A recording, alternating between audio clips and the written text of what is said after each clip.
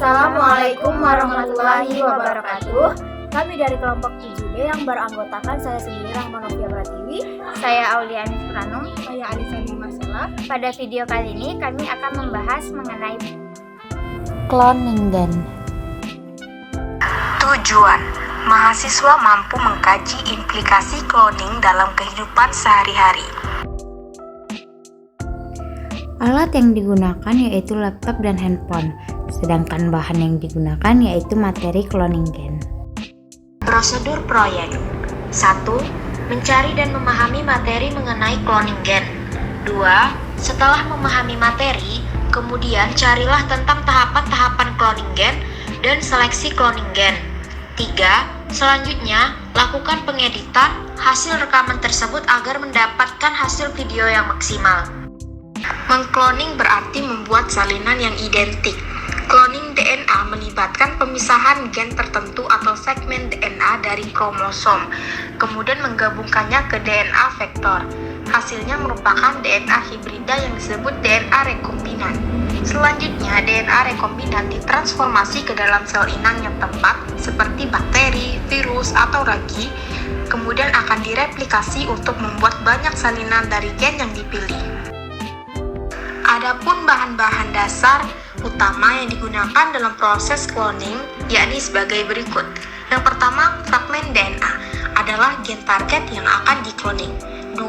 Vektor adalah molekul DNA untai ganda, melingkar atau linear yang dapat menghasilkan molekul DNA rekombinan dalam proses cloning. Vektor mampu membawa gen target ke dalam sel inang melalui proses transformasi.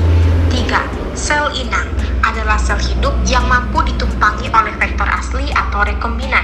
Sel inang dapat berupa organisme uniseluler bersel tunggal seperti bakteri maupun multiseluler atau bersel banyak seperti jamur, tumbuhan, hewan, hingga manusia. Sel inang mampu memperbanyak vektor, menghasilkan banyak salinan identik. Ketika sel inang membelah, salinan molekul DNA rekombinan diteruskan ke keturunan dan replikasi vektor lebih lanjut terjadi. 4. Enzim restriksi endonuklease dan enzim ligase. Enzim restriksi endonuklease adalah enzim yang diperlukan untuk memotong untai DNA yang diinginkan, sedangkan enzim ligase digunakan untuk meligasi DNA sehingga memperoleh DNA rekombinan. Tahapan cloning gen. 1. Persiapan DNA sel total. Langkah pertama dalam proses cloning gen adalah persiapan DNA yang diinginkan atau fragmen DNA target. Persiapan DNA target dilakukan dengan mempertimbangkan jenis prosedur pemurnian DNA yang paling sederhana, di mana seluruh komplemen DNA dari sel bakteri diperlukan. Prosedur preparasi DNA total dari kultur sel bakteri dapat dibagi menjadi 4 tahap. Pada gambar tersebut menunjukkan langkah 1, di mana kultur bakteri ditumbuhkan dan kemudian dipanen. Kemudian 2, sel-sel dipecah untuk mendapatkan DNA-nya. 3, ekstrak sel ini diperlakukan pemurnian untuk menghilangkan semua komponen kecuali DNA. 4, larutan DNA yang dihasilkan terkonsentrasi. 2. Persiapan DNA plasmid. Pemurnian plasmid dari kultur bakteri melibatkan strategi umum yang sama seperti preparasi DNA sel total. Kultur sel yang mengandung plasmid ditumbuhkan dalam medium cair, dipanen, dan ekstrak sel disiapkan. Namun, ada perbedaan penting antara pemurnian plasmid dan persiapan DNA sel total. Dalam preparasi plasmid, selalu perlu untuk memisahkan DNA plasmid dari sejumlah besar DNA kromosom bakteri yang juga ada di dalam sel. Memisahkan kedua jenis DNA ini bisa sangat sulit, tetapi tetap penting jika plasmid akan digunakan sebagai vektor cloning. 3. Pembentukan DNA rekombinan. Setelah sampel DNA yang murni disiapkan, langkah berikutnya dalam eksperimen cloning gen adalah konstruksi molekul DNA rekombinan. Untuk menghasilkan molekul rekombinan ini, vektor serta DNA yang akan dikloning harus dipotong pada titik-titik tertentu dan kemudian digabungkan bersama secara terkendali. Manipulasi pemotongan dan penyambungan yang mendasari cloning gen dilakukan oleh enzim yang disebut restriksi endonuklease atau untuk pemotongan dan ligase untuk penyambungan. Setiap enzim restriksi memotong DNA pada urutan basa tertentu yang disebut urutan pengenalan yang dapat divariasikan dari 4 menjadi 16 atau 20 pasangan basa. Setelah identitas enzim restriksi diketahui, sebagian besar enzim restriksi mengenali dan memotong sekuens DNA palindrom. Urutan ini mewakili substrat yang terkena serangan oleh restriksi endonuklease. Setelah memotong molekul DNA asing dengan enzim restriksi yang sesuai, demikian juga vektor harus dipotong dengan enzim restriksi yang sama. Kemudian diligasi dengan enzim ligase. Ligase ini bergabung dengan fragmen DNA secara kovalen. Jika DNA ligase menemukan dua fragmen DNA yang disatukan dari ujungnya, itu akan menyegelnya bersama-sama. Dalam eksperimen rekayasa genetika, fragmen DNA yang ujungnya lengket cenderung menyatu untuk waktu yang lama. Fragmen DNA ujung tumpul tidak memiliki cara untuk disatukan. Mereka berada jauh dari satu sama lain. Akibatnya, penyegelan ujung tumpul sangat lambat dan membutuhkan konsentrasi enzim ligase yang tinggi, selain konsentrasi fragmen DNA yang tinggi untuk disegel. 4. Transformasi. Setelah pembuatan DNA rekombinan, langkah selanjutnya dalam eksperimen cloning gen adalah memasukkan molekul-molekul ini ke dalam sel hidup atau transformasi. Biasanya bakteri yang kemudian tumbuh dan membelah untuk menghasilkan klon. Transformasi sel yang kompeten adalah prosedur yang tidak efisien. Betapapun hati-hatinya sel telah disiapkan.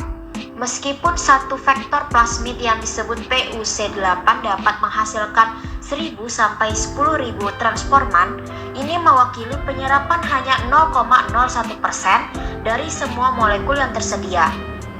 Fakta terakhir ini berarti bahwa beberapa cara harus ditemukan untuk membedakan sel yang telah mengambil plasmid dari ribuan yang belum ditransformasi. 5. Seleksi rekombinan. Ekspresi gen resistensi dimulai segera setelah transformasi. Pertama-tama ditempatkan dalam volume kecil media cair tanpa antibiotik dan diinkubasi untuk waktu yang singkat. Replikasi dan ekspresi plasmid kemudian dapat dimulai sehingga ketika sel dilapisi dan bertemu dengan antibiotik, mereka telah mensintesis enzim resistensi yang cukup untuk dapat bertahan hidup. Menumbuhkan ke media selektif memungkinkan transforman untuk dibedakan dari non-transforman. Masalah berikutnya adalah untuk menentukan koloni yang ditransformasikan yang terdiri dari sel-sel yang mengandung molekul DNA rekombinan dan yang mengandung molekul vektor self-ligated. Sebagian besar vektor cloning, penyisipan fragmen DNA ke dalam plasmid menghancurkan integritas salah satu gen yang ada pada molekul. Oleh karena itu, rekombinan dapat diidentifikasi karena karakteristik yang dikodekan oleh gen yang tidak aktif tidak lagi ditampilkan oleh sel inang. Pada gambar tersebut dapat dilihat bahwa sel E. coli normal yang tidak mengandung plasmid ketika ditempatkan dalam media pertumbuhan terlihat bahwa tidak bertahan hidup. Sedangkan sel E. coli yang mengandung plasmid PBR322 ketika ditempatkan dalam media pertumbuhan dapat bertahan hidup dan menghasilkan koloni. Secara umum, cloning gen dapat dilihat pada gambar berikut ini. 1. Fragmentasi plasmid dan DNA oleh enzim retriksi. Langkah pertama dalam mengkloning gen adalah mengisolasi DNA dari organisme yang mengandung gen yang diinginkan. DNA yang diisolasi dimurnikan dan kemudian difragmentasi dengan enzim retriksi. Enzim retriksi yang digunakan dalam cloning menghasilkan pemotongan yang menyimpang dalam urutan tertentu dalam DNA yang menghasilkan fragmen dengan ujung yang kohesif. Setiap fragmen memiliki urutan nukleotida untai tunggal pada ujungnya yang mampu melakukan hibridisasi dengan DNA yang telah difragmentasi dengan enzim retriksi yang sama. Selanjutnya yaitu ligasi atau penyambungan fragmen DNA plasmid dan DNA kromosom oleh enzim ligase. Fragmen DNA kemudian digabungkan ke dalam DNA plasmid melalui proses ligasi. Jenis plasmid yang digunakan untuk cloning memiliki situs restriksi tunggal dan ketika dibelah oleh enzim restriksi menghasilkan ujung kohesif yang sama dengan yang ada pada fragmen DNA yang akan dikloning. Ujung kohesif plasmid dan fragmen DNA sekarang bersatu di mana enzim DNA ligase digunakan untuk membentuk ikatan fosfodiester sehingga terbentuklah DNA rekombinan seperti pada gambar. 3. Transformasi sel. Langkah selanjutnya adalah memasukkan plasmid ke dalam sel inang bakteri untuk transformasi sel. Setiap sel mengandung segmen DNA yang berbeda dari organisme asli yang digabungkan. Sel-sel ini mewakili kumpulan DNA. Sel-sel ini sekarang ditempatkan pada media pertumbuhan sehingga menghasilkan koloni sel atau klon yang mengandung gen cloning yang diinginkan kemudian dapat diidentifikasi dan diisolasi. Seleksi cloning gen dapat dilihat pada gambar berikut ini. Setelah sel DNA rekombinan dihasilkan, selanjutnya sel bakteri yang mengandung DNA rekombinan dan bakteri kromosom yang tidak mengandung plasmid atau DNA rekombinan atau vektor asli ditempatkan pada sel inang. Setelah sel inang melakukan pembelahan sel, membentuk koloni atau klon yang diproduksi, maka setiap sel dalam klon berisi satu atau lebih salinan molekul DNA rekombinan. Gen yang dibawa oleh molekul rekombinan sekarang dikatakan telah dikloning. Kemudian dapat diidentifikasi dan diisolasi untuk diseleksi plasmid rekombinannya. Ketika hasil cloning, klon diteteskan pada media dan antibiotik, didapatkan bahwa bakteri yang mengandung DNA rekombinan saja yang dapat bertahan hidup dan membentuk koloni, sedangkan bakteri yang tidak mengandung DNA rekombinan tidak dapat bertahan hidup atau mati. Selanjutnya, bakteri yang mengandung DNA rekombinan ini dibiakkan atau kultur pada proses DNA purification sehingga dihasilkan DNA rekombinan murni. Kesimpulan 1. Mengkloning berarti membuat salinan yang identik. Cloning DNA melibatkan pemisahan gen tertentu atau segmen DNA dari kromosom, menggabungkannya ke DNA vektor, dan hasilnya merupakan DNA hibrida yang disebut DNA rekombinan. Selanjutnya, DNA rekombinan ditransformasi ke dalam sel inang yang tepat, seperti bakteri, virus, atau ragi, dan direplikasi untuk membuat banyak salinan dari gen yang dipilih. Kedua, enzim restriksi endonuklease adalah enzim yang diperlukan untuk memotong untai DNA yang diinginkan, sedangkan enzim ligase digunakan untuk meligasi DNA sehingga memperoleh DNA rekombinan. Sekianlah video dari kami akhiri. Wassalamualaikum warahmatullahi wabarakatuh.